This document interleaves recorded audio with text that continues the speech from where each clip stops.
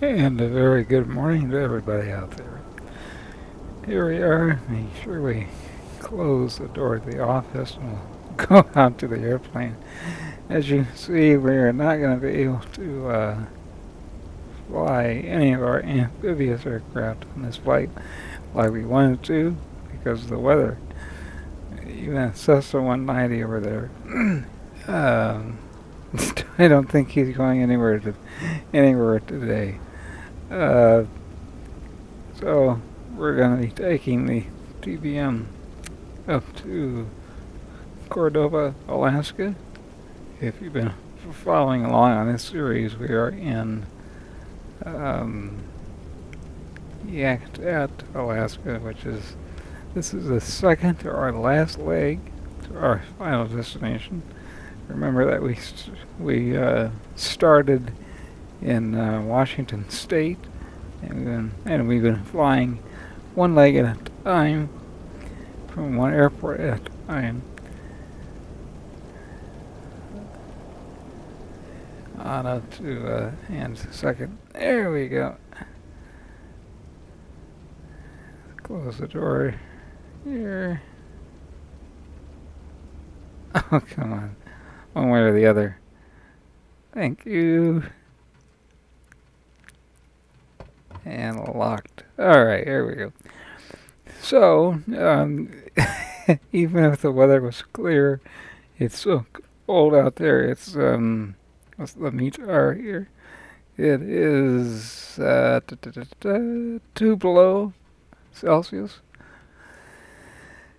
So, roughly 29 degrees Fahrenheit. And, yeah, so, we got a fly a plane up there with, that is certified for known icing conditions. And this is certainly known icing, without question. So, TBM, yeah, and we should be alright.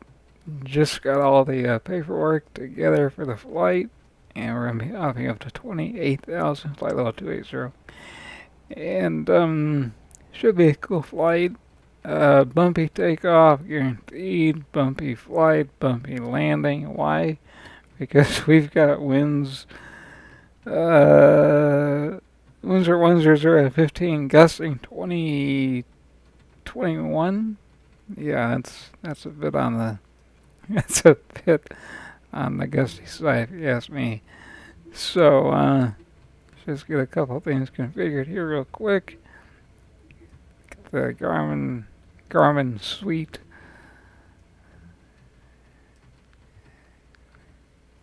Make sure it gets up and running, gets aligned.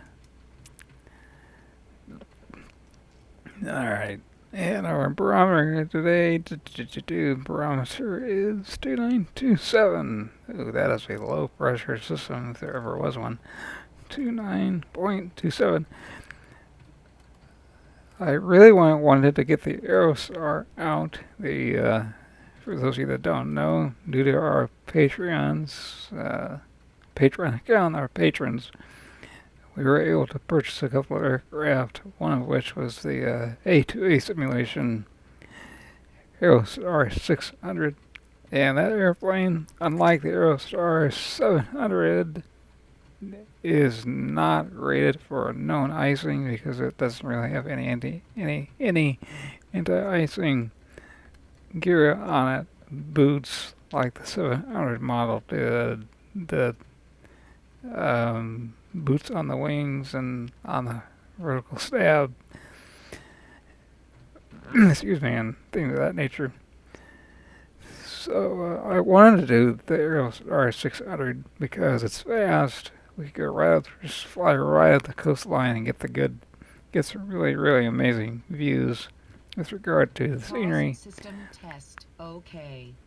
But yeah, that did not happen that cannot happen because of the weather, and there isn't any um, um,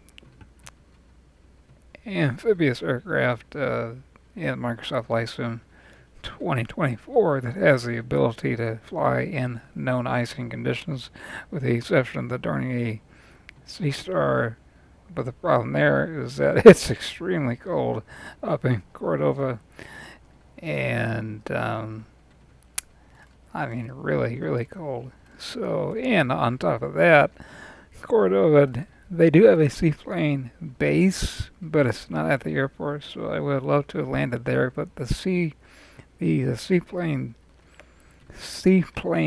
base is not simulated in 2024. I did a quick little flight over there, and I did not see it. It's not on the map, so they must not simulate it. If I'm wrong about that, please let me know and drop me a comment. We would love to know that. So anyway, got the barometers set up. Let's go ahead and turn on the nav lights. We did that already. Everybody else is where they need to be for now, prior to engine start. And we don't need the tug, but we are going to need all of the anti-icing that we could possibly utilize. Do a test of the lights on that. Very good. Everybody else is good. Make sure everybody's off, up. Okay. Get rid of the yoke. Get rid of the yoke on the FO side as well. Making sure everybody's where they need to be. Answer to that is a yes. Alright, so let's get the engine. Let's see how much fuel we've got. Do we need more gas? Yeah, we do. Let's yeah,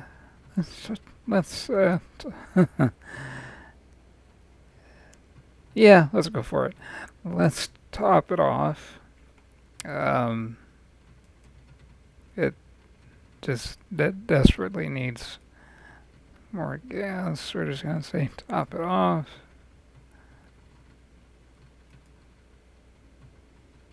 Let's see here. There we go. Very good. And as you can see, we now have 146 US gallons per side. And we are going to be flying up to 28,000. I believe I said that already.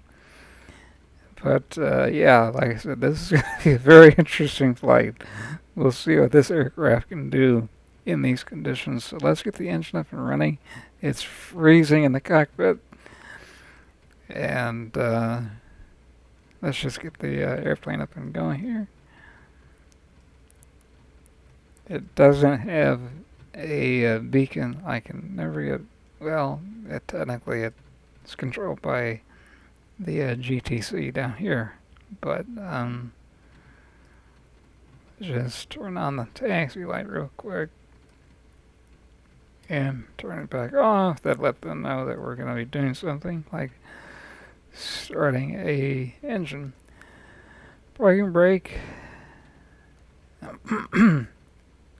Yep. Okay. All right.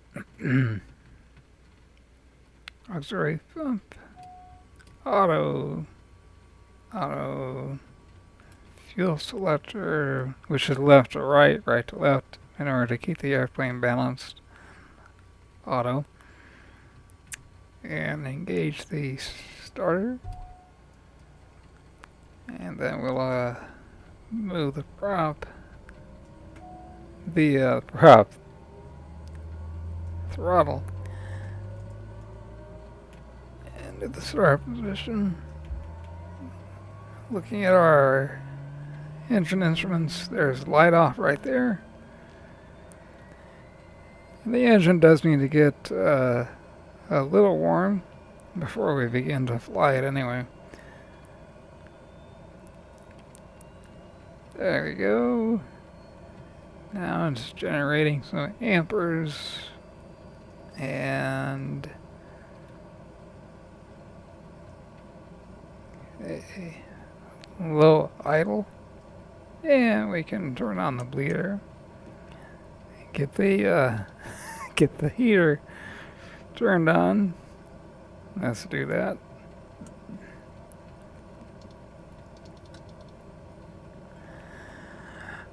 And then we'll plug in the flight plan. The flight plan is going to be very, very simple. Let's go ahead and turn on speed of heat, stall heat, windshield heat, of course, prop de-ice, and airframe. We need everybody up and up moving. Auxiliary pump is on. I thought I had it on. Yeah, I do.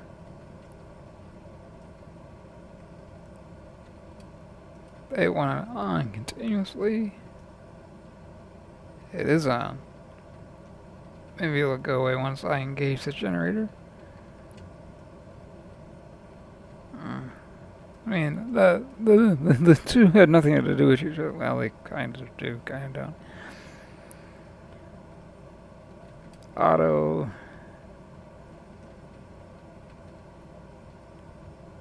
Once we give it more RPM, here in just a bit, that message will go away. But the oil,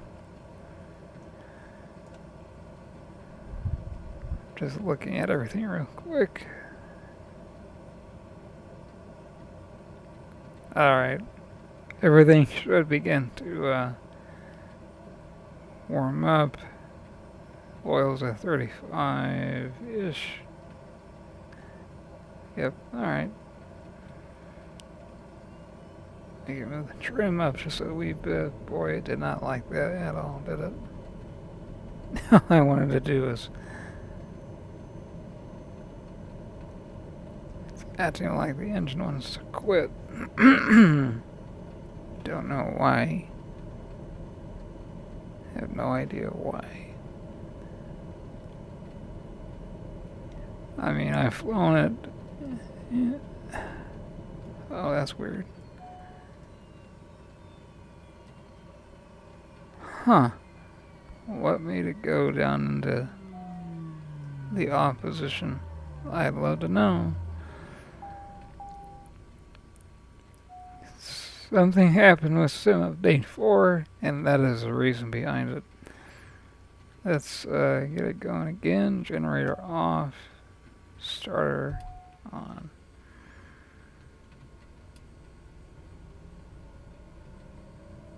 There we go.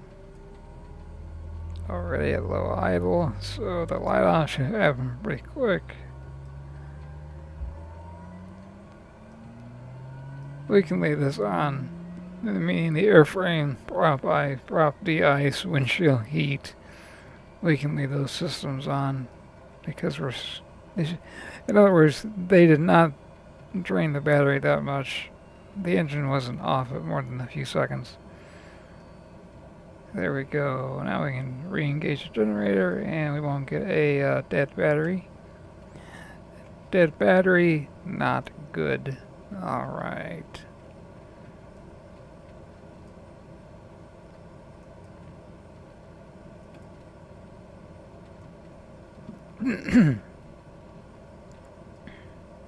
Alright. Auxiliary boost pump on. Well, there you go, it's on. It usually goes out by now. Alright, let's get into the fun stuff. That is the flight plan. Origin, where we are right now. Where are we? Papa Alpha Yankee Alpha. Papa Alpha Yankee Alpha. Select the runway. Runway is going to be 101. Almost puts us directly into the wind, but not super direct. Destination Cordova is Papa Alpha Charlie Victor. There we go. Got that in. And I do know the winds are at 2.7 and the visibility isn't going to be that great. So we're going to go ahead and select a approach. I love Garmin. It just does it for you. That's exactly what we want. vectors. Let's just double check this on the map. Just bring the map here so everybody can see it. There we go. Now everybody can see it, even if you're utilizing a mobile device to watch this video, you can look at it here. Let's look at the route that I plugged in already when I was still back in the office there. Just look at something. Look at the approach. We'll go over the departure real quick. We just want to look at the arrival real quick to make sure we're good to go.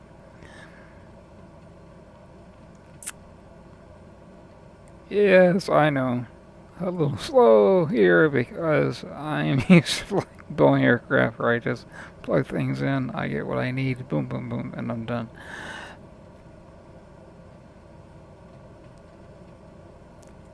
So one last look at the weather before we get underway so we know what to expect. Snow and freezing fog. Oh boy, that ought to be really, really, really fun. Winds are, let's see, where are we? 020 to 8. Well, that's interesting. That's changed significantly since I last looked at it 10 minutes ago. Alright. Let's look at our arrivals. Approach. ILS 27. I think we're good. Yep, it'll just be a straight in. Now the 4 which is where it starts. Well, 4 is actually, according to Debrief, 4 is actually, it's actually our first fix on the flight plan. So that's going to be a very, very short flight plan to input. I just checked it out, so we're going to load this minimums. Oh boy, it's going to have to be low. Radio, let's set it up for, of course, we're on category 3 like we do in the 777. Minimum, let me look at the chart real quick. You know what, we'll do this Enroute. I'm going to put in a,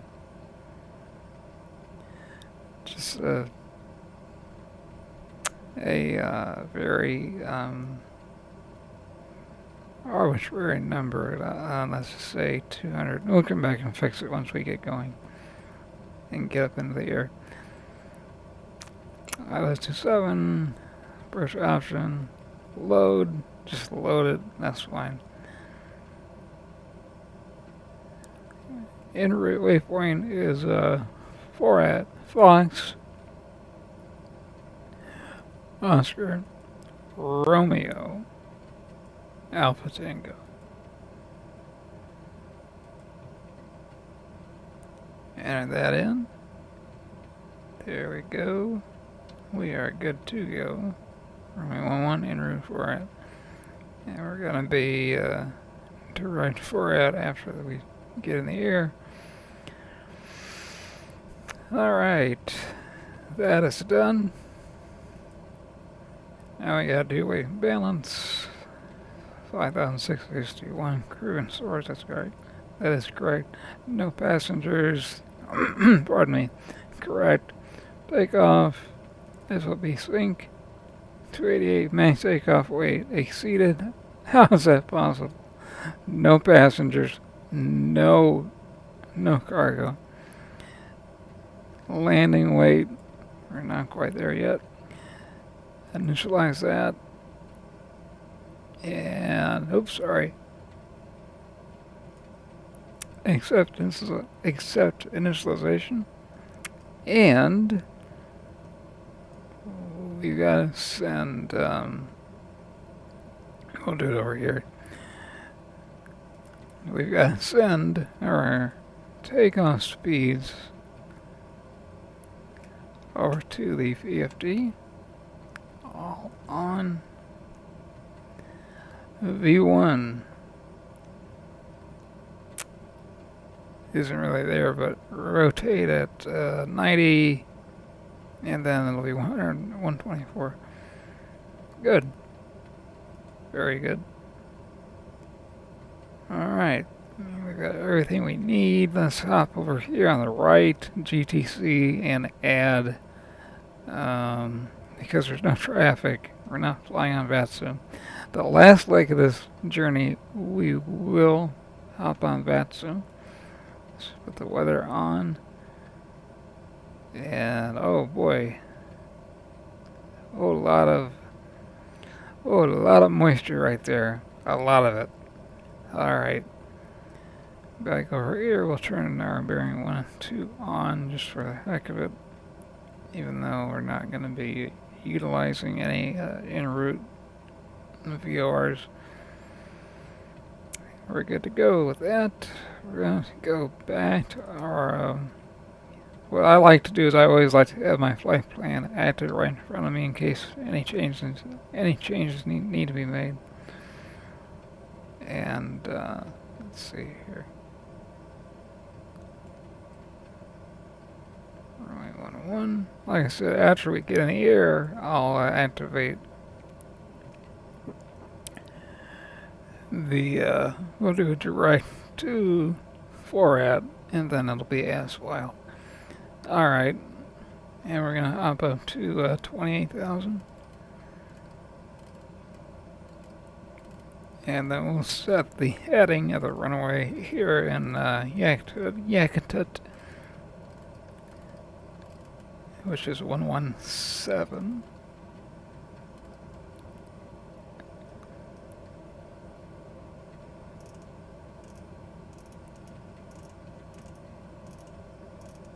Alright.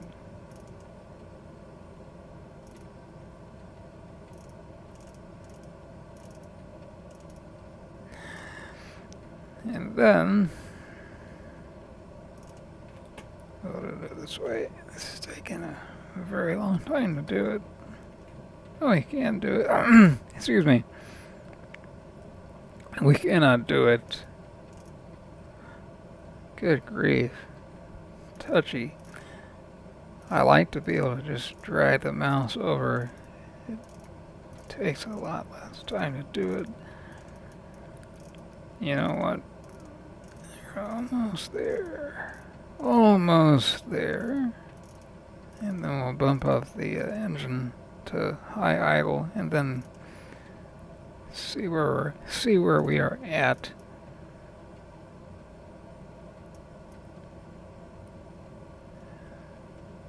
With regard to I'm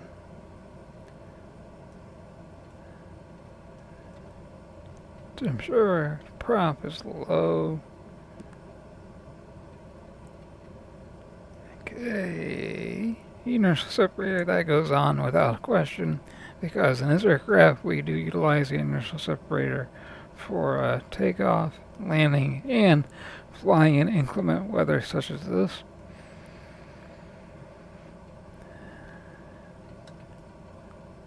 Okay, high idle.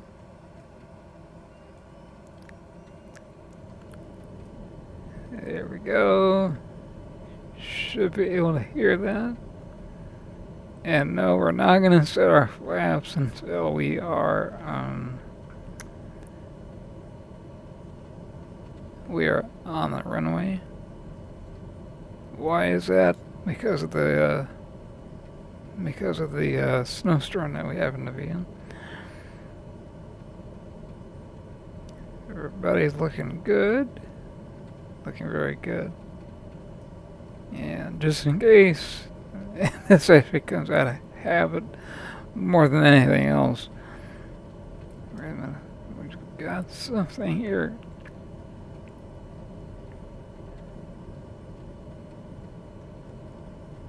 Give me 1 second to fix something.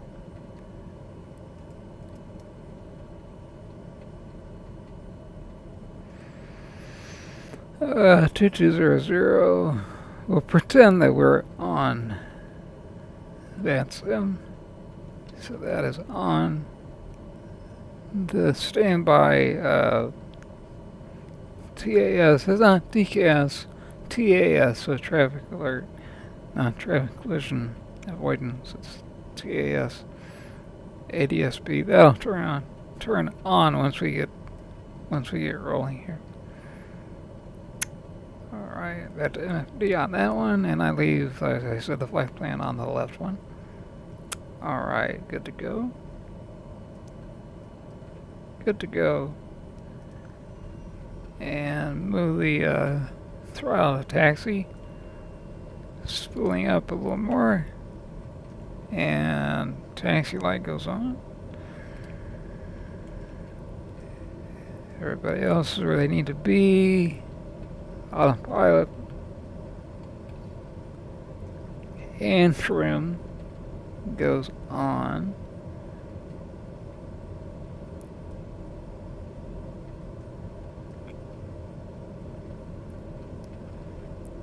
And yeah, you can manipulate the trim without that being turned on. I just did it. So that's something that they need to address. They being the developers of the airplane. All right, we are good to go. Runway is right over here. All right. Auxiliary boost pump, that will go away. Alright, turn off the brakes.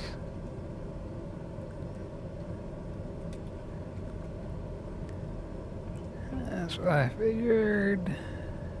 The engine, I mean, 930 pounds of shaft horsepower. I mean, that's just... that is just very impressive. Okay, up the, increase it just a little bit so we can do a nice turn.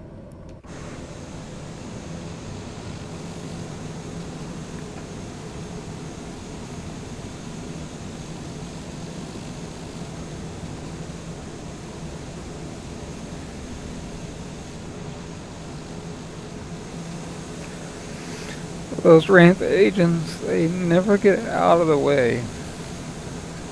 Oh well. That's the way it goes. As you can see, the wind is blowing it right in our face, which is what we want. Okay. Up the throttle just a little bit, get us moving.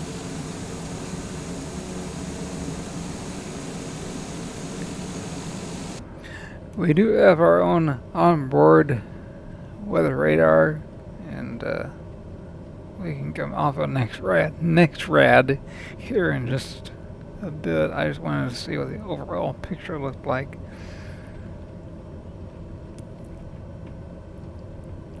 Alright. Sit up a little bit in the seat. There we go. A little better.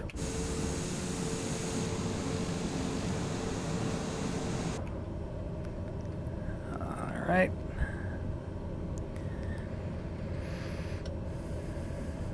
The ceiling, let's see, where do we, how and when are we going to break out of this nasty stuff?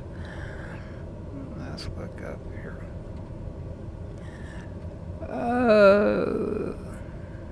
Let's see here. Let's brief up the departure real quick. There isn't anybody else coming in. Any scheduled flights would be Alaska Airlines, and they are not in the air they're not communicated yet with their 737-800. Not here yet.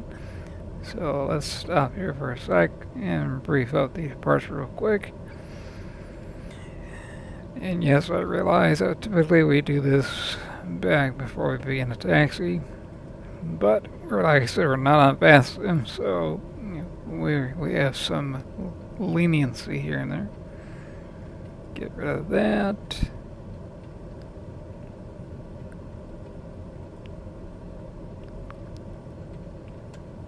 Alright.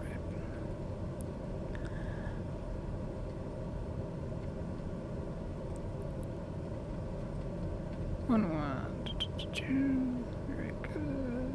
Yes, that's right. Departure. If we wanted to do it, we could do it. But we'd be going in the wrong direction.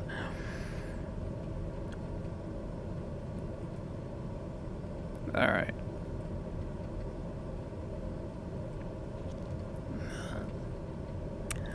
Well, we can't really... Yeah, that just doesn't work, does it? No. If we were to do this, take out runway 101, which is what we are going to do. Runway 101, left heading of 083, and then continue on to then fakes, which is in the wrong direction. So we're not going to do that. So here's what we're going to do. Here's what we are going to do. I'm going to give you the basic departure brief.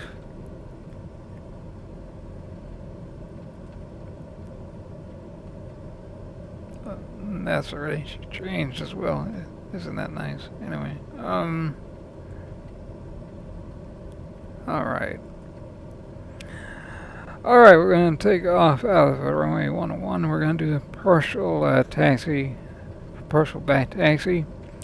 Runway 101. Rotate at 90 knots. If something happens prior to 90, we will reject takeoff and conductively stop the runway and assess what's going on. If it happens beyond 90 knots, we'll take the issue into the air with us, and then we will mitigate, troubleshoot it from there. Contact ATC as required. If not, we'll continue on runway heading, and then we'll actually execute a right turn. Due to the fact there's no traffic in the area, right turn, and we'll fly direct to FORAT. And we'll be keeping the anti-ice equipment up and on for the duration of punching through the cloud layer until we get up above and see what's going on. Any questions? Good. Let's roll.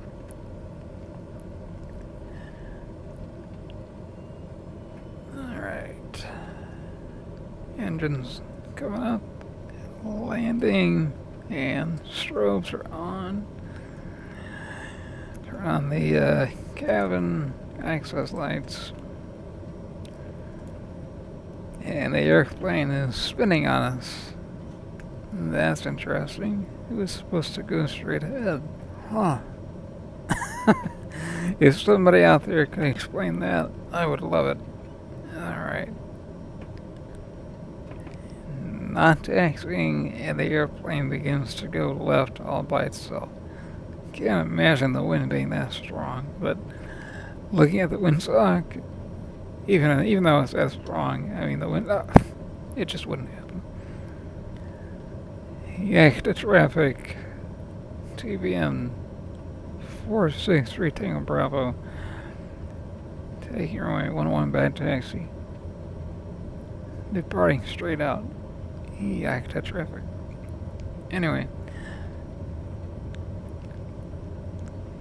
Alright. Once we turn around, I don't know why they would have a closure X painted on the runway. I looked through the publications, I can find any documentation saying that the runway is closed. Alright, let's stop right here.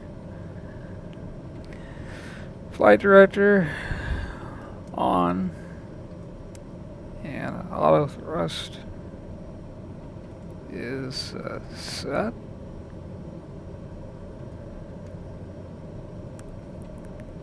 Alright.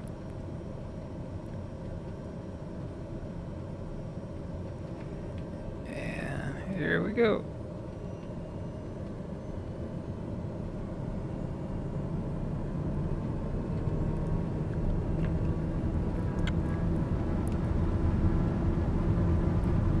That wind is... That is a left crosswind, yet the plane wants to go into the wind.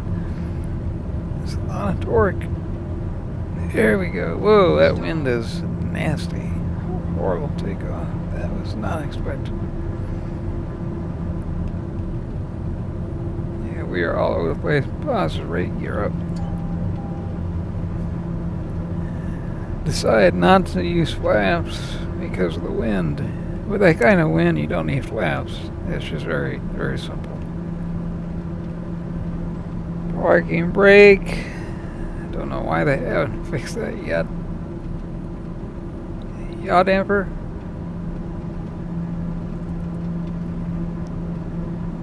It just does not want to stay, does it? Heading.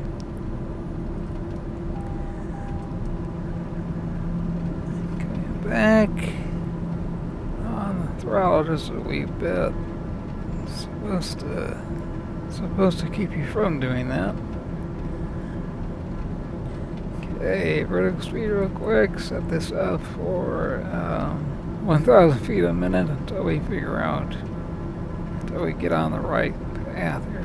Alright, like I said, we're going to go direct for it. Very simple to do. Direct.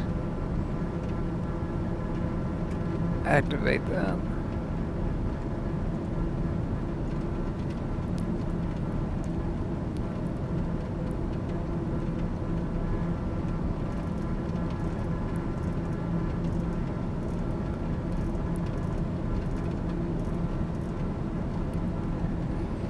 There we go. For those of you with a mobile device, it's zoomed in a little bit so you can see it a little better. There we go. Let's see if it'll pick up the nav.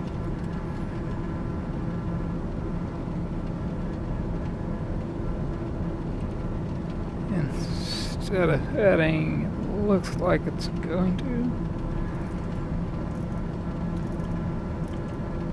I think it will.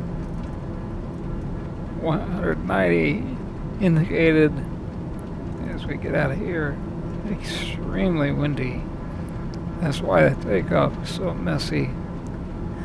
Did my best. That's why I really, really wanted to fly the Aerostar. The Aerostar, the physics that it comes with from A2A simulations, you avoid all of that because it flies so solid. It's just they did a phenomenal job so far as I'm concerned.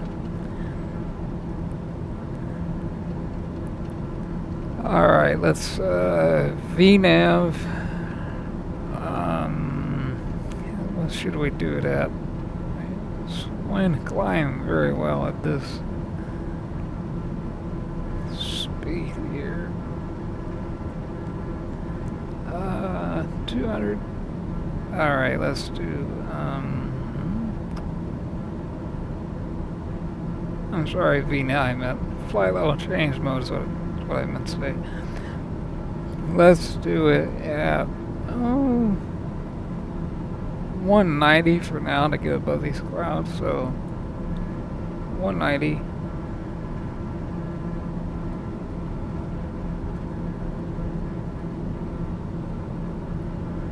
And once we get above this stuff,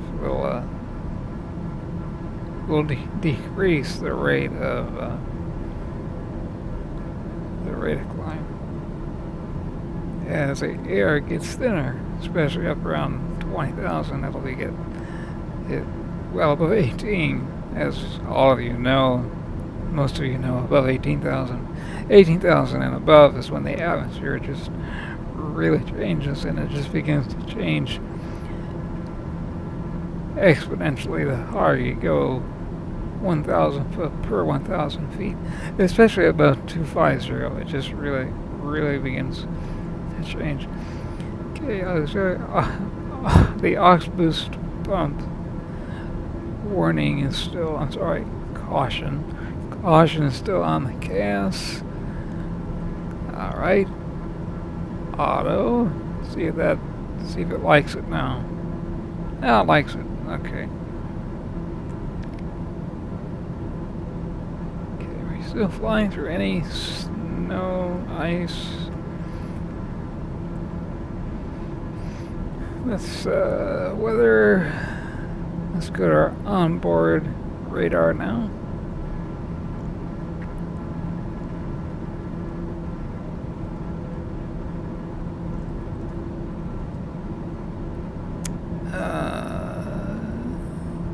Display mode, weather, horizontal scan, calibrated gain, bearing line.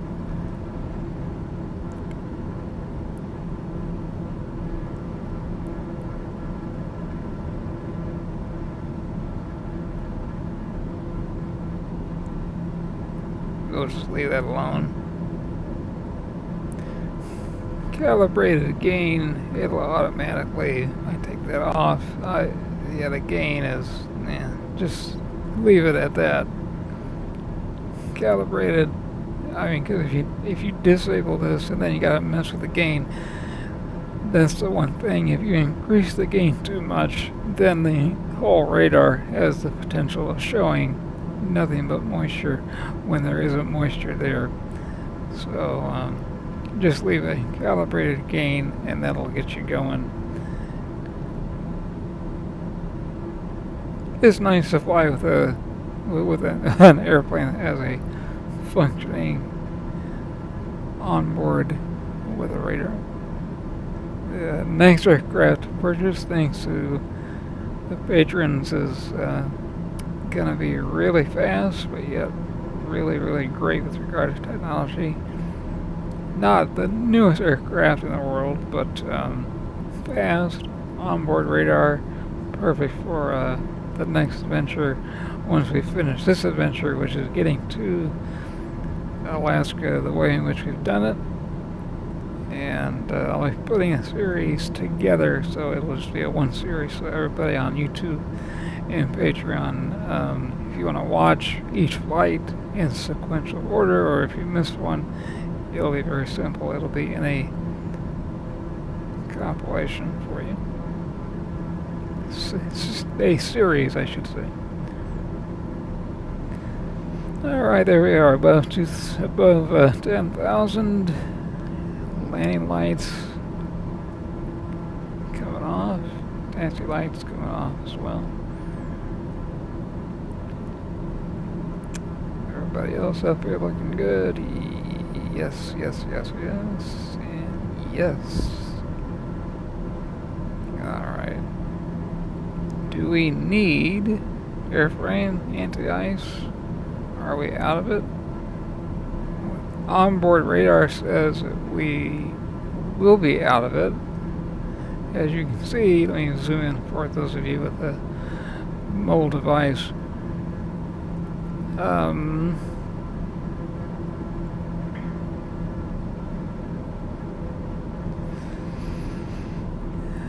Yeah, good. Very typical. You know, the higher you go, higher in altitude as you go. If it's like lake effect or sea effect snow, which this very well is, which this is, once you get above, it depends on how much moisture is in the air. It actually depends on how much moisture the atmosphere can hold. With this kind of stuff, 12, 13,000 feet, it usually doesn't have enough oomph to retain moisture as you get up into the higher flight levels. So the unit separators come off, and as those of you that know, the you know what the inertial separator, how it works. In this aircraft, two flaps, one in the air intake below the prop that you can visually see. It's right up in there, and there's a second one. And those flaps come in and they reduce the amount of air coming in, because what you're doing is for takeoff, landing, and flying in bad weather like this, like ice. You don't want all that going in the air with ice. You don't want the ice, all that ice going into the engine, and when you're on the ground, takeoff, landing, you don't want FOD, foreign object debris. You don't want a lot of FOD coming into the engine. So that's why we turn on the inertial separator on for takeoff and landing, as well as taxiing, because these PT6s are expensive engines. Okay, climbing went pretty good. Let's get rid of the ice, I think, is below us. I don't see any accumulating on the boots.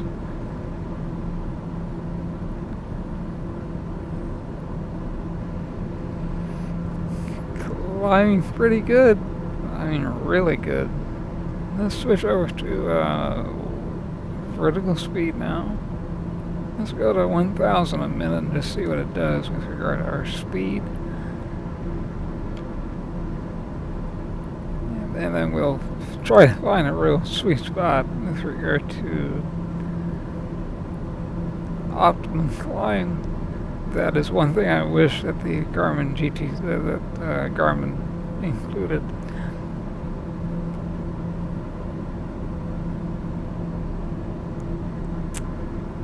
So if we're doing that good, roughly 1,200 feet per minute, and we're maintaining a speed of 190 indicated.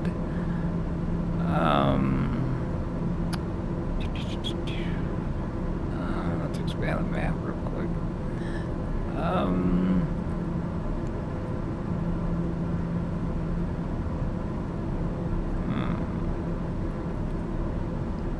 Oops, my bad. Did not mean to do that. Sorry. Sorry. Okay. To do this, man, that's a great speed. That's a great vertical speed. 1,200 a minute. That'll put us at 28,000. Roughly 11 and a half minutes. My mental math is right. Let's just call it 10 minutes. Well, I'll stick with my original 11. Let's say 11 to 12 minutes. Between 11 and 12, we should be up there. Okay, the one thing you want to check, I've already been looking at it and monitoring it, but what you want to look at is pressurization. A lot of people that fly GA aircraft, real life in particular, I can tell you a story that happened a few years ago, a citation coming out of Indianapolis, Indiana, I believe. They're flying out, and okay, we got 18,000. Yeah, and it was a citation. It was not a single pilot. It was two pilots. I forget the type of citation. But yeah, they did not look. They didn't keep an eye on the pressurization, and let's just say that flight did not have a safe landing because it didn't have a safe ending. And I believe it was a complete loss, which is sad, but that's what happened. Alright, let's go down to 1,000 a minute. see what what our velocity does. There is an app for the real TBM. I believe it's for any model, all the way back to the original 700, I believe, up to the TBM 850 and all the way up here to the 930, now the 950. The app is called, I think it's called the Glide apps, something like that. What it does is it calculates if you lost the engine right now, given your altitude, what airport could you reach? It would paint a radii around the aircraft, but it doesn't happen on the avionics. It happens on the iPad. Alright, I think it's safe to turn off some of this anti-ice equipment. So let's go airframe off, prop de-ice. We should get a little tiny boost of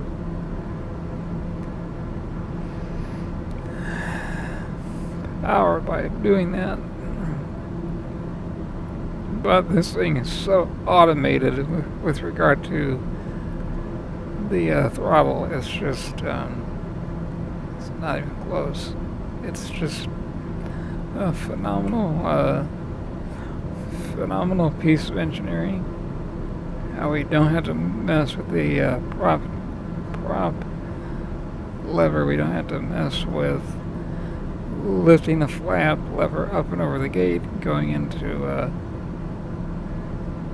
mode where it opens up the torque a bit, as well as the NG.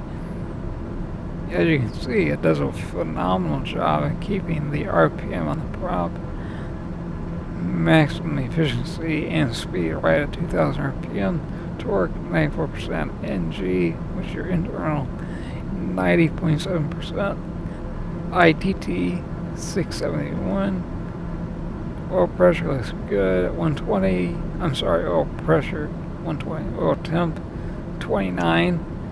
Now notice the 29, it's a little on the nippy side.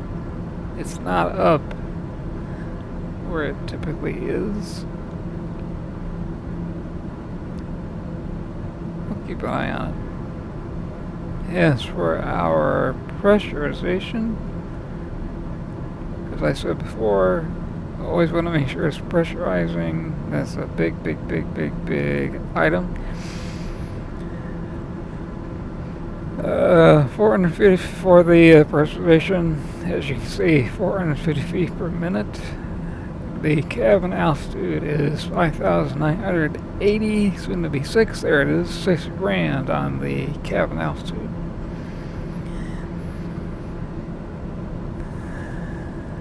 Looking at our speed, 189 now, so 1,000 feet per minute might be a bit high. I'm sorry, a bit much. Let's begin, because what? Well, I'll rephrase what I was going to say. Let me put it this way: for those of you new who want to get into this kind of flying, once you get above 18,000, yeah, you can look at the speed to tape all you want. Right now, it's beginning to slow up a bit. 180, 190, now 180, now 188. Look at the Mach number instead. That is your actual speed.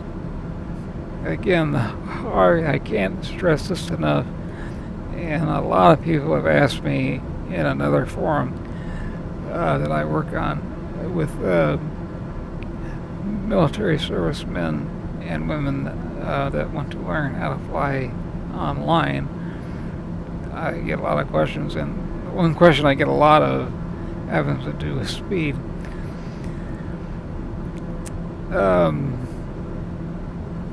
Helping those guys out is a privilege, and it's a lot of fun to do. Look at your Mach number, especially when you get above 18,000, because again, the atmosphere begins to change rapidly, the air becomes thinner. Why? Because air molecules are farther and farther apart. They become farther and farther apart the harder you go.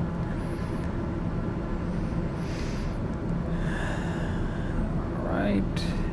And you may be wondering, why is it that the aircraft is on a slight grab angle? That's because of the wind. If you look,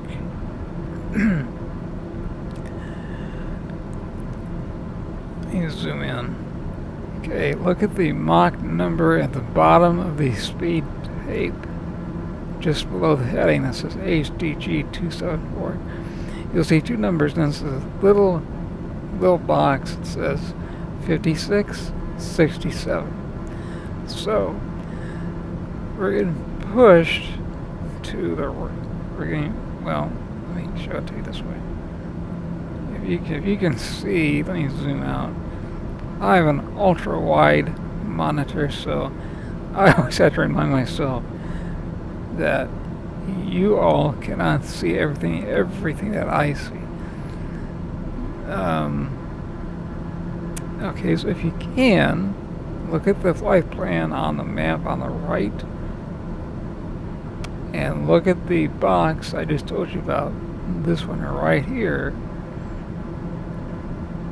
just to the right of the Mach indicator. Alright, let's decrease our speed real quick by down to 500 feet a minute.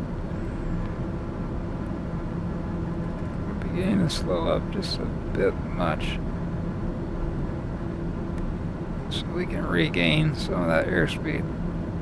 Once we level off, it'll fly the proverbial bat out of hell, but we gotta wait for that. Alright, so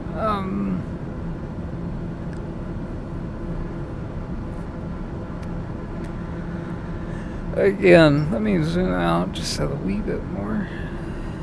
Okay, so if you can see the flight plan on the MFD, and also if you can see the Mach number on the PFD,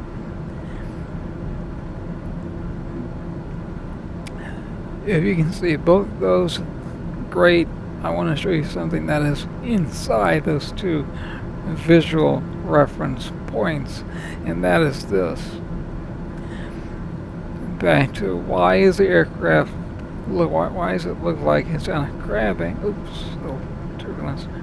Why does it look like it's on a grab angle to keep us on a different heading vis-a-vis the nose, where the nose is pointed?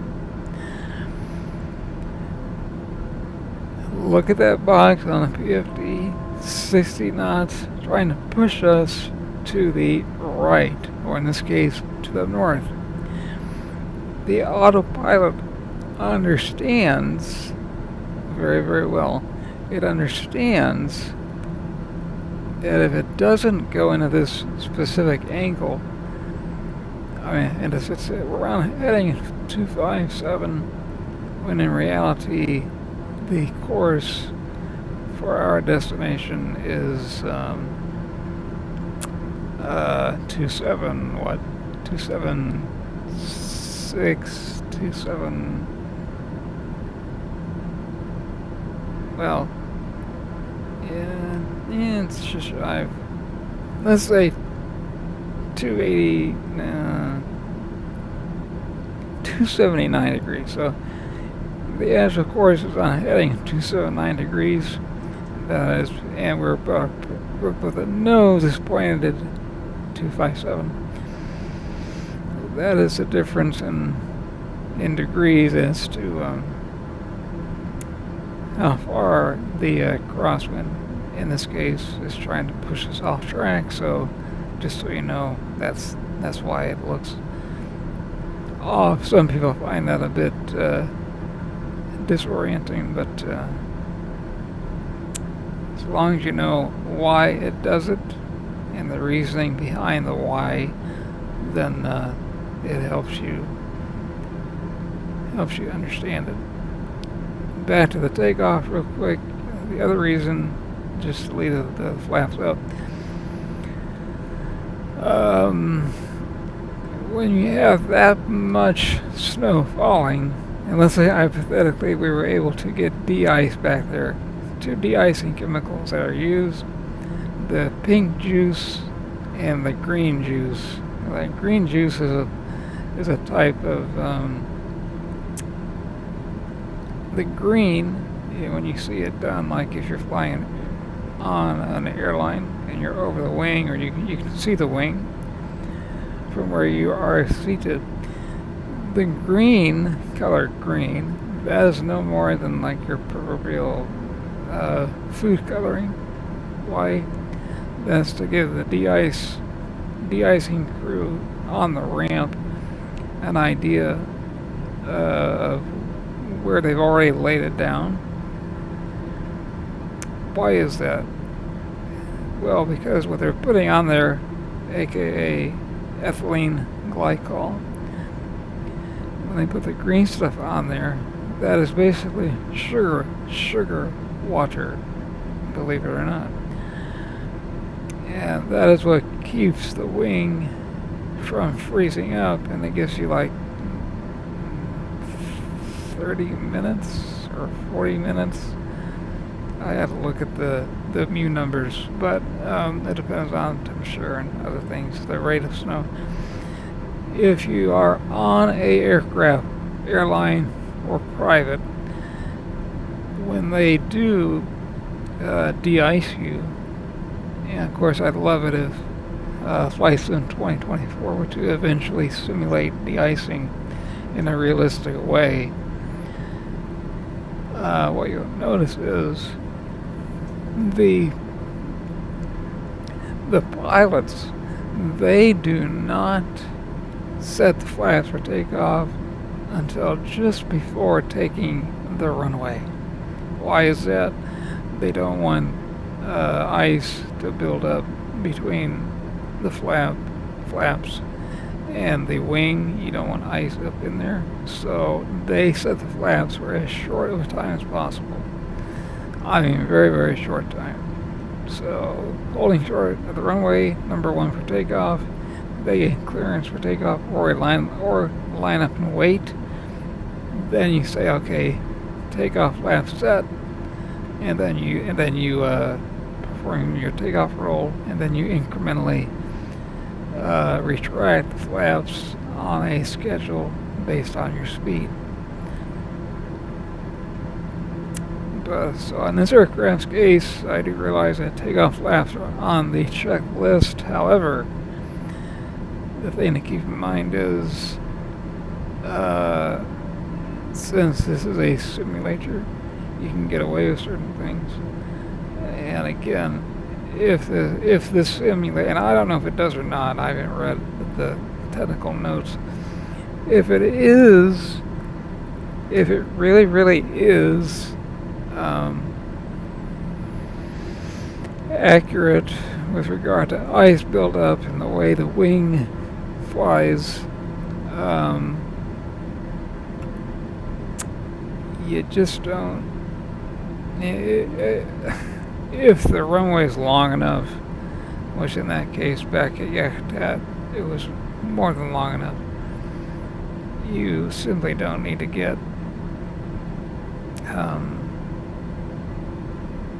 you don't want to get iced up and then the flaps don't work.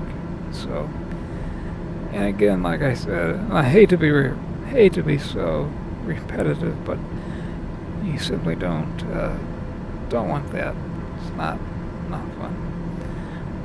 So, with that being said, we're getting close to a lot closer to destination. Let's take a look outside.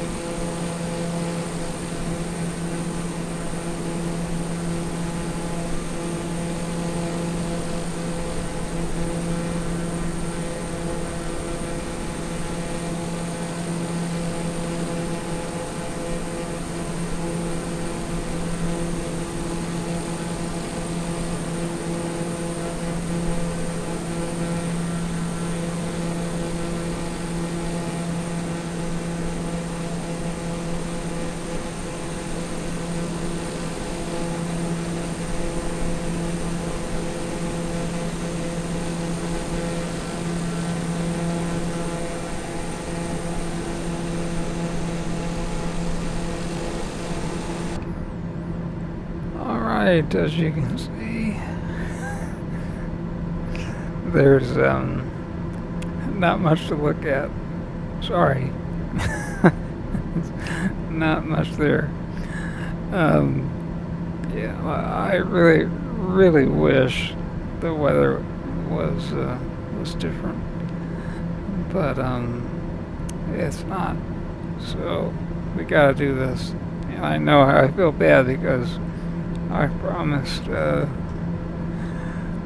patrons that this entire journey from Washington State up to Anchorage, Alaska was going to be in amphibious aircraft alone.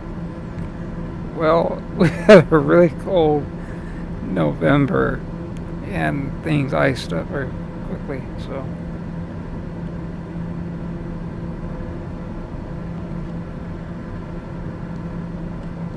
And lately, over the last few weeks, the ceiling has been very icy. So that's the reasoning there. Alright, let's look at a couple of things here. Just a couple of things. Let's utilize the FO's GTC. Need to look at some things. Make a couple of calculations.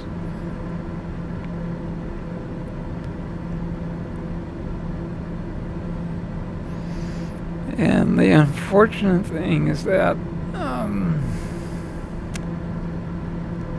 you really need a Garmin GTN 750 because the fully activated ones, because you under the trip planning utility, tell it where you are, tell it where you want to be at a specific altitude, and it gives you what your vertical speed should be. So we can get around that by doing the following. We want to be at 4 at. I look at my map real quick.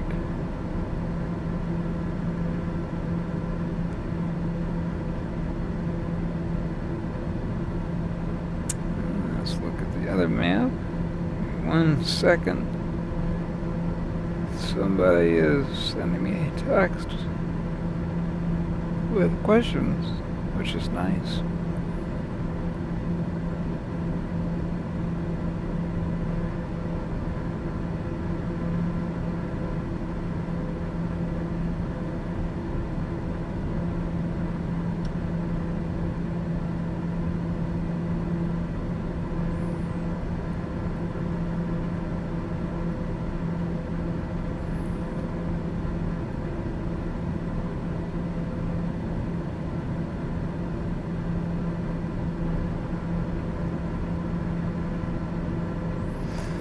So the only scenery that we can appreciate is the synthetic vision on the BFD. So if you want to see, really unique terrain, here you go. Unfortunately, that's as good as I can sync up the heading bug. Remember. And this is simply because I fly more airline than I do GA. And what you want to do every time the aircraft turns, or you think it's made an adjustment regarding the wind, you always want to make sure the heading bug is set. In other words, the heading bug on the autopilot, you always want to make sure that the heading bug is on whatever course, meaning when I say course I mean true course, wherever your nose is pointing. So in this case 258 with this airplane, it's so simple. You right click on the heading knob, it says push sync. In this case you want to use your right mouse button, click, and then it automatically puts it at your present heading.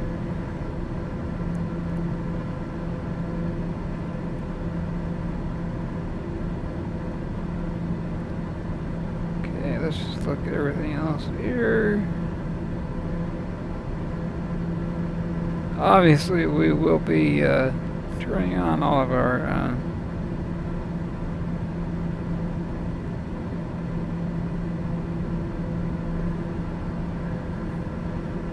another message. Sorry, what was I saying? Oh, anti-ice. Yeah, we'll be turning on the de-ice systems without question. Frozen. Let me look at the METAR. Can we pull that up on this aircraft? I mean, I think we can. Let's just see if I can. I simply don't fly that much.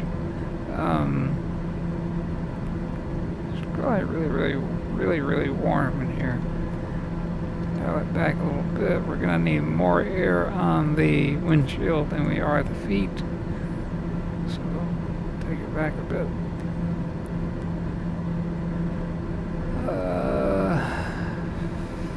50. Let's bring up the approach plate and we'll brief out the approach.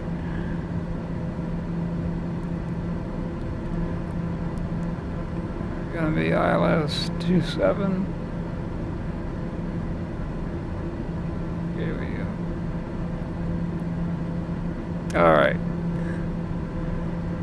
FORAD. Right there. And then it'll be, let's just verify we've got everything set up for this. And then Foxhole. And then Zanzi right there. Zanzi or Zanzi. Fila. Fox Echo Lima Alpha Whiskey. I don't see that here.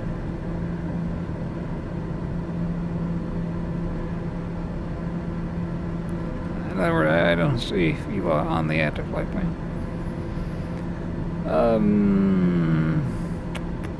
Alright, let's just go over and brief it. And look at what the minimums are. We're going to be doing ILS. We are. Category ABO, no, we're nowhere near that. We're in the D category. But if we're shooting the ILS, we can do 328 as our minimum. So let's do that right now. Minimums.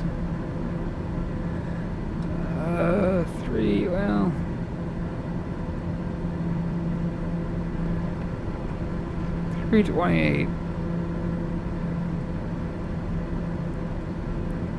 Goes in. Speed bugs.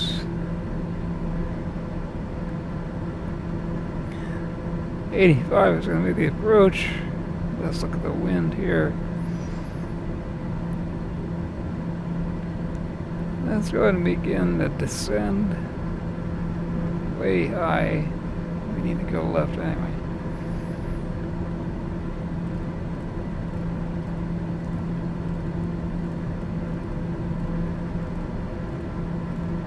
Let's go ahead and begin to do this.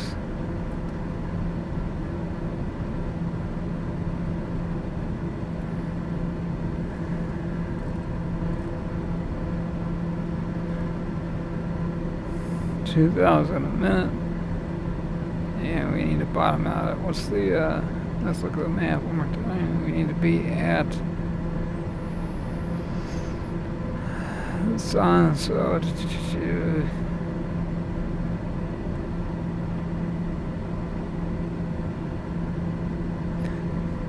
let's just say 2008 on the altitude. Because it is a straight in arrival, we might have to do a 360 because I started the descent way too soon, which believe me is not like me to do it. But then again, I am very accustomed, used to Boeing, where it just tells me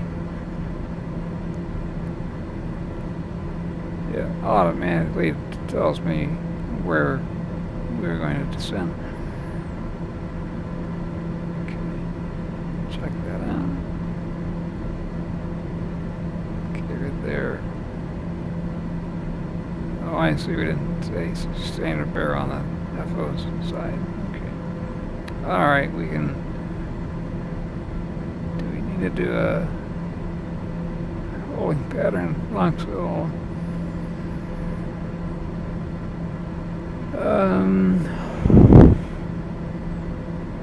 Let's see what the where we are with regard to our altitude when we get closer to Foxhole. And if we do inbound right turn, which it'll be a right turn, aka airline in the corporate we talk, a right racetrack pattern.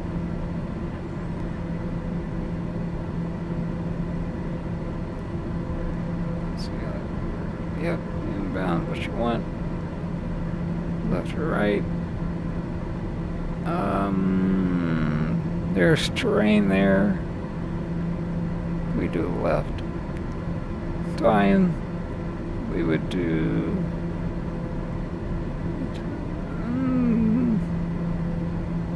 1 minute, 30 seconds.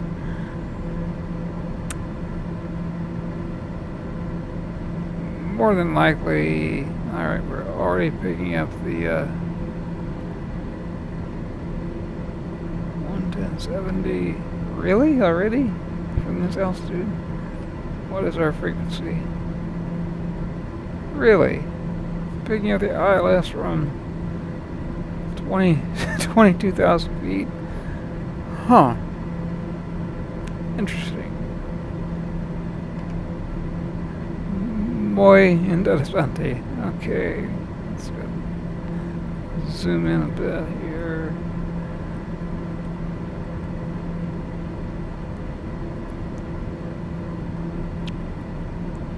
So we have to Foxhole at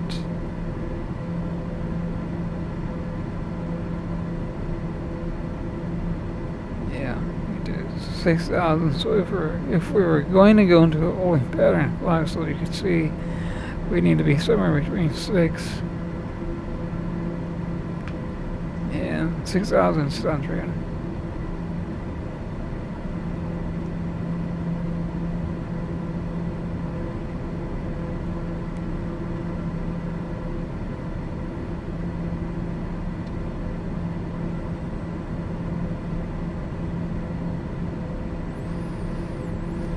Alright, I'll be right back. Do we need to hold?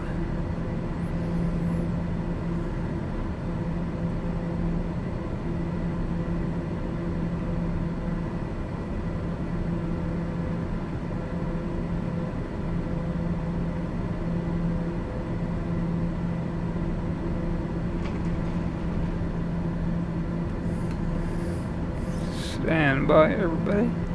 I'll be right back. Got a puppy to take care of.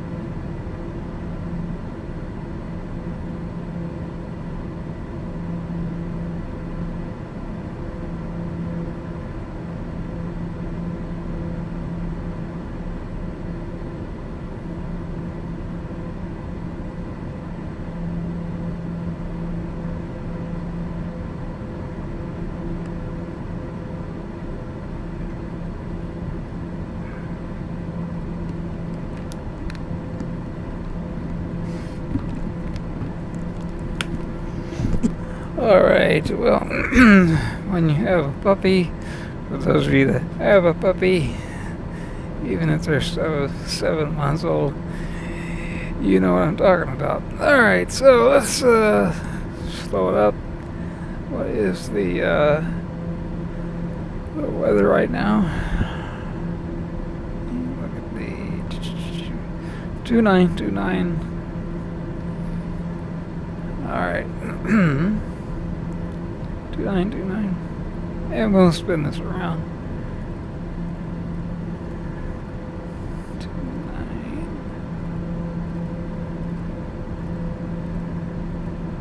And don't you worry. Anti-ice gears coming on.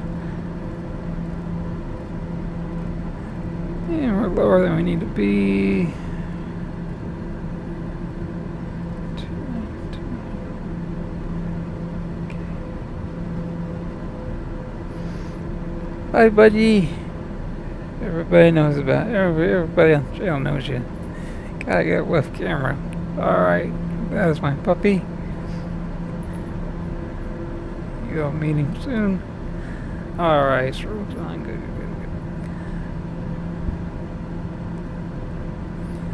Alright, good boy. Alrighty. Sit. Okay. Let's do 180 right now. That's all there is to it. Heading mode.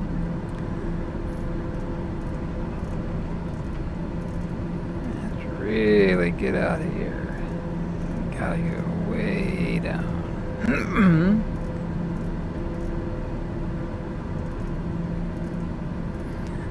Bring back the engine. Slow her down. Well, thanks to synthetic vision on the PFD, you can see what it would look like. Okay.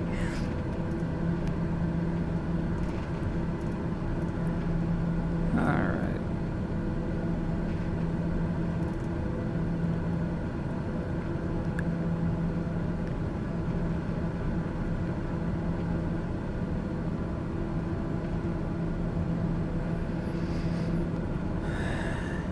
Okay, let's look at that METAR again. Oh boy, yeah. De-icing. It's gonna happen now. Let's go back on the throttle a little bit more. Airframe, you bet. Prompt, yes. Ice light, okay, it might get dark enough. You know, the separator's coming on as well.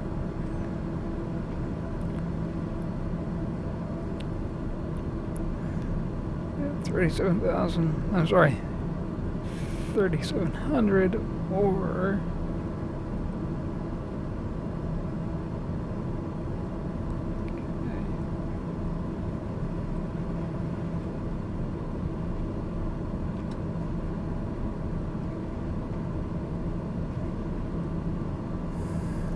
okay, let's go back.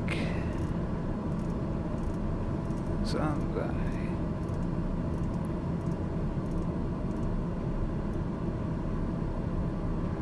And the radar is picking up moisture out the air.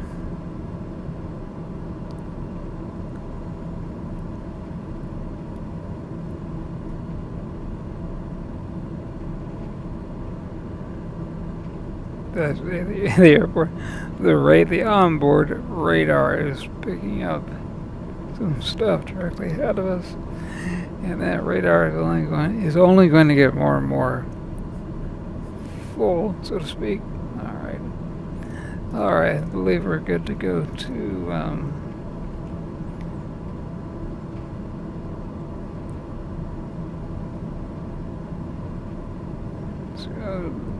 Let's go to Zon Z. Oops, sorry. Zon Z direct. If it let us.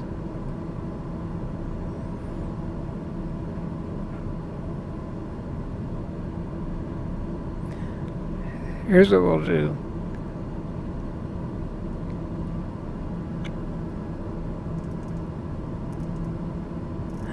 We're gonna fly parallel to Zon Z as best we can. Alright. Let's get rid of this. Very good.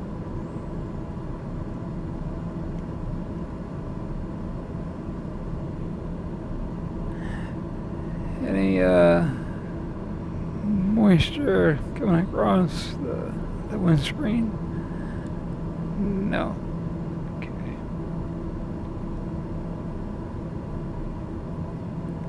Sorry about the confusion, but when you have a puppy, you guys know what I'm talking about. Alright.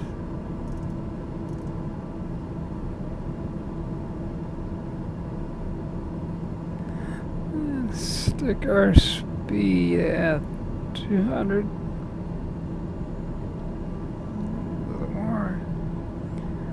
A little more thrust.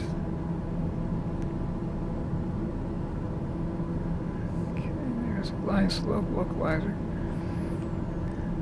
Let's see here. The glide. Boy, we are right on it. Yeah, okay. Need to get lower. 3,000, 2,000, yeah, that'll work. Okay, 2,700.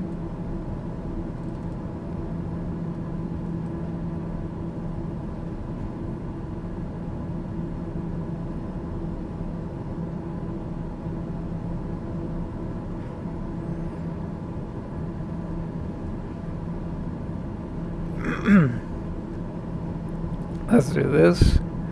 It's on me to right.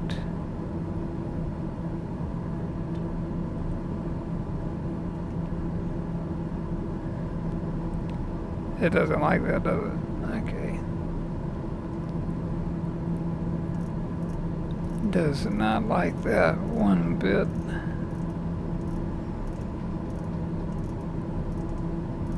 Sorry, wrong way. Never, never, never go. Turn into the terrain. Even if you think you're gonna miss it, just don't. Especially when you're when you're so close to things.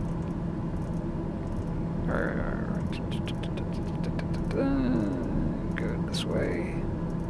And then we'll be able to slow it out. Properly pick up the localizer glide slope, and then we'll be good to go. Alright. Doesn't sound like a good plan. Good, I thought so too. Alright.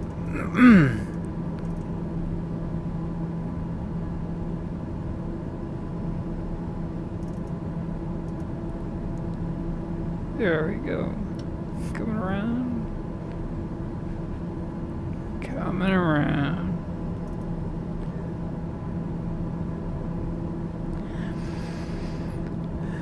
We'll do 230. That way the angle isn't so dramatic when we go to capture the localizer. If you set it up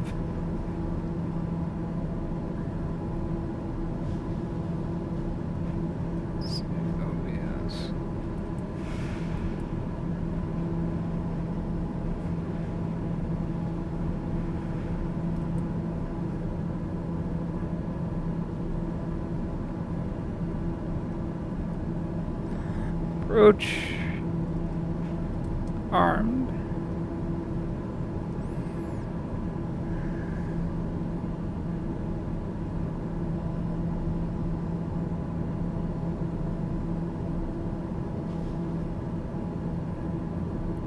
Right. Lights, double check.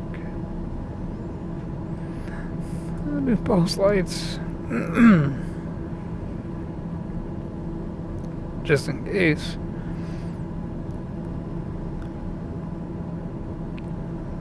Well, the onboard radar is not showing that much.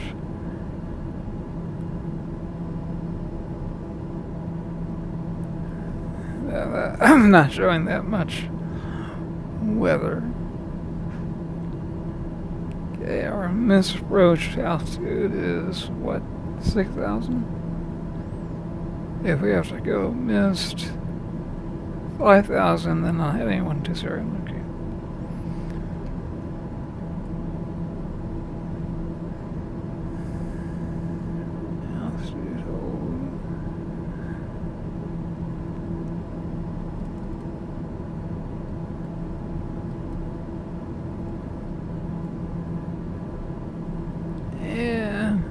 heading, sync. Always a really good idea to do that when you get on your final approach course. No questions asked. If you have to go around or whatever, you can quickly spin that to the left, in this case to the left, and then ATC can then simply vector you, and they'll vector you by heading, radar vectors, heading, and then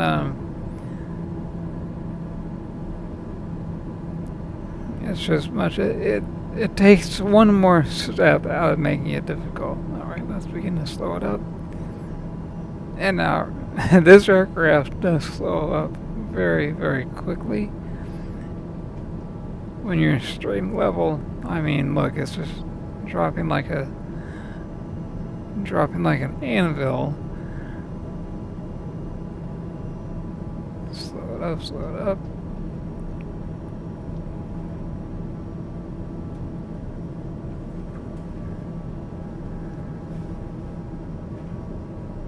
Was that missed? 120, okay.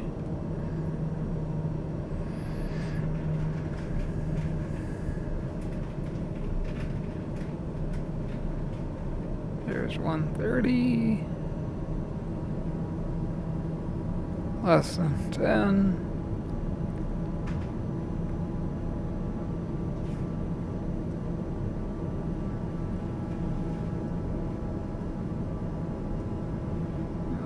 Fast. Flaps approach. Let's get the gear down as well. I know. Parking brake. They have got to fix that. That is just so annoying. Very, very, very, very annoying. Gear down. Flaps. Looking good.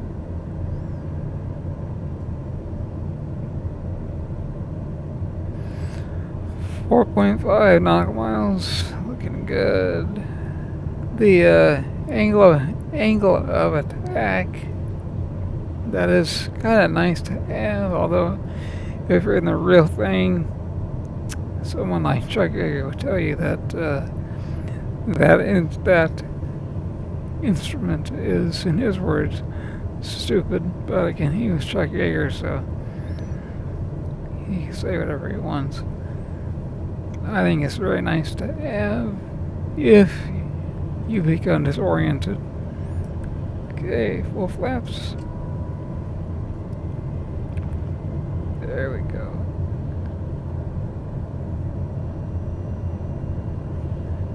Taking her all the way down to minimums without a question.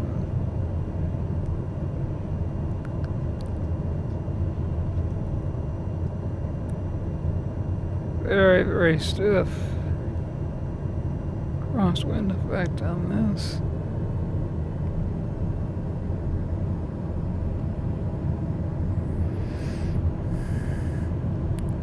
The weather reports I've been looking at them while I've been talking to you, they are so all over the map with regard to wind direction and wind velocity. It's just wild how different all of it is. So the runway is going to be very, very slick. And yes, Sim 2024, it does simulate slick runway and taxiway. Another look. Pretty low. And I'm just now beginning to see the runway lights. Alright, on a yacht Emperor. See ya.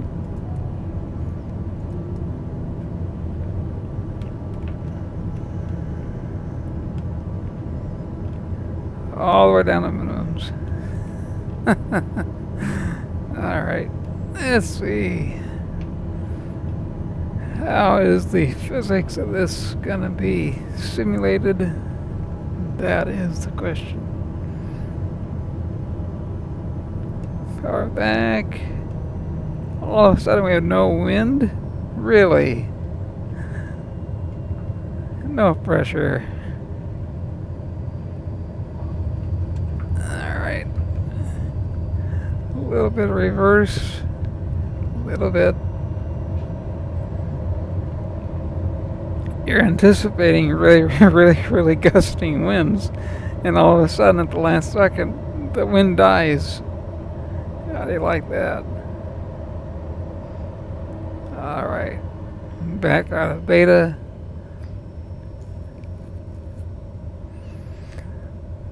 Well, there you go. There you go.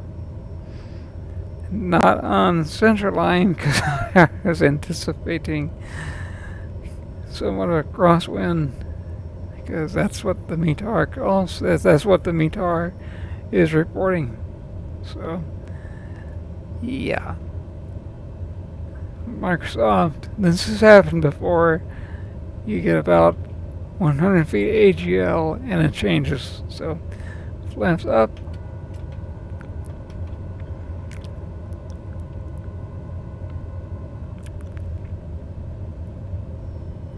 Everybody else is on. The FBO, in case you're wondering, the FBO is up here to our left. Let's see here. Airport diagram. Pull up the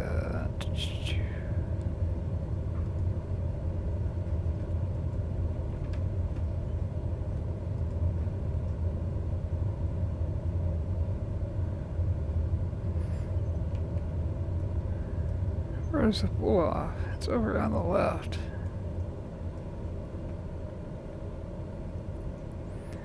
That's bad taxiing.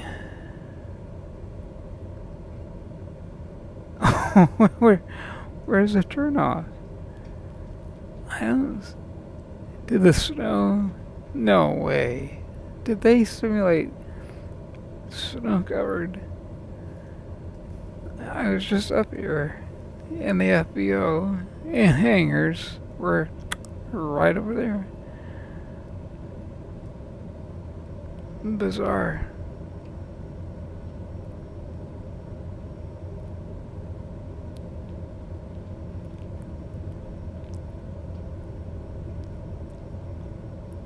Oh, sorry.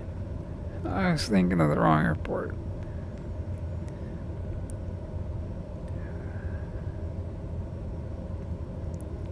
And we have to do it back to actually, because we land. I was thinking of a very, very different airport. My apologies. It's up on the left. And no, that taxiway on our left, that is not a taxiway to the ramp that goes to their the Coast Guard.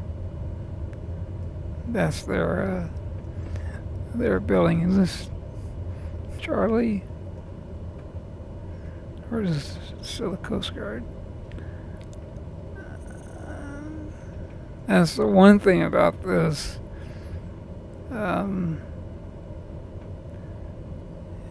Is the onboard map, is it accurate?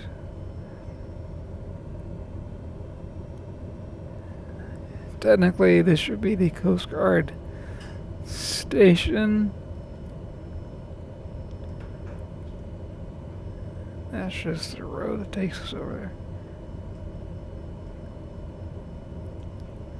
Alright, there's the FB over there. Should we do it? You know what, let's call it good. We gotta go. My mistake, everybody, sorry.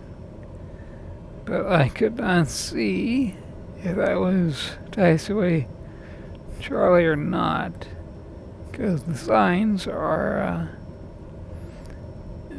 that one taxiway sign just popped up, and that is the one problem with streaming scenery.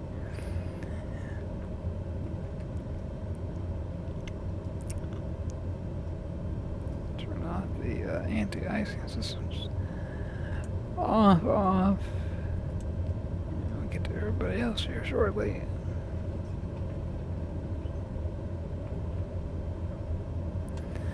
Flight director comes off. We don't need it.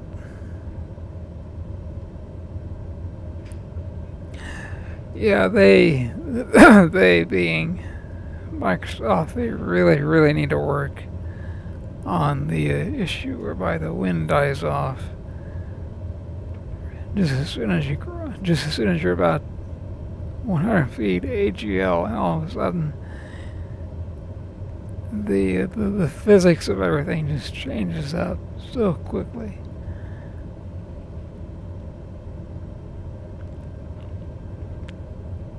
There we go. Apologies on the taxiing to the ramp. My fault.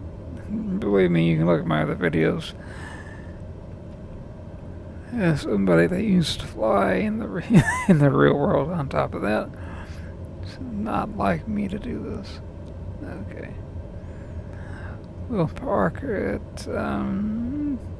Where should we park it here? There's no one to marshal us in, which is a little unusual.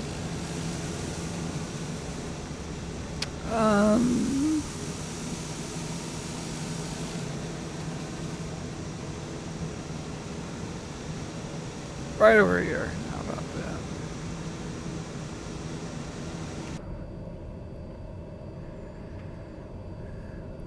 Well, I hope everybody enjoyed the video. Hopefully you got something out of it, educational wise. You can see what I did.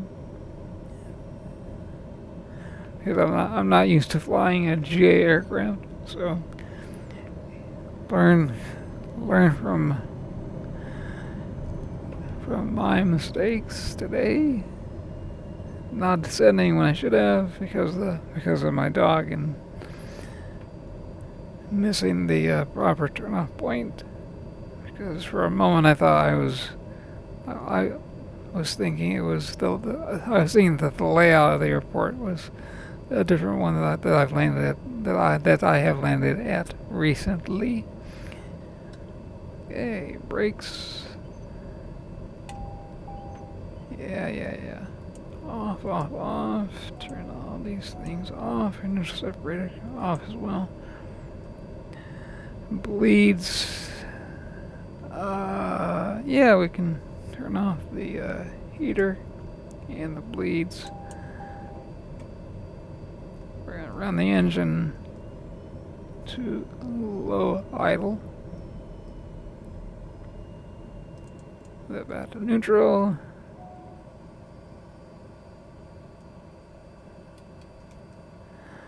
Strobes off during cabin access lights.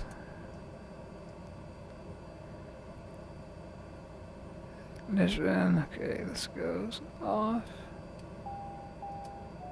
Off.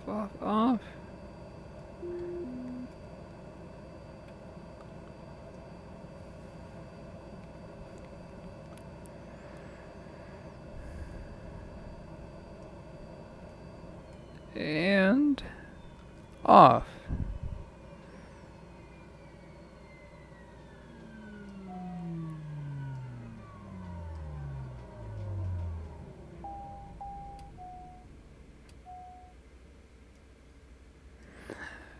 Generator off. Nav lights. Everybody else is off.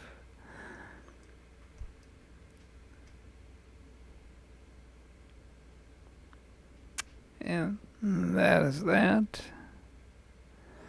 Flaps up. Let's go over everything here. Bleed off. Either go left, right. To off. Everybody else is off. And up here, left to right. Off. Gens are off. Parking brake set. As soon as they put the chocks on the wheels, then we can disengage the parking brake.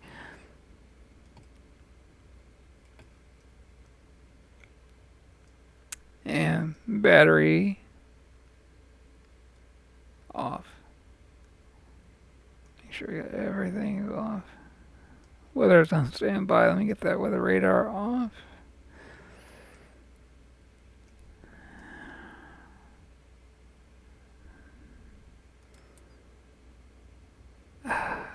Really? There we go.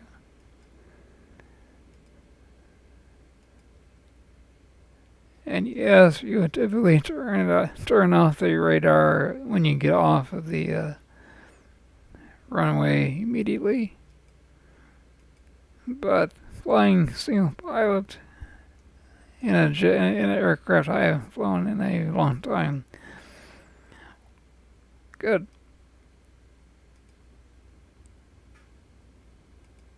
Everybody good to go? Good to go, good to go, good to go. Alright, good. Everybody's off. Double check one more time. Yep. And the automatic fuel balance system works very good. Both tanks are even. And that is it. And we pull the game bar down, keep them from the opposition, unlock the door, and open her up.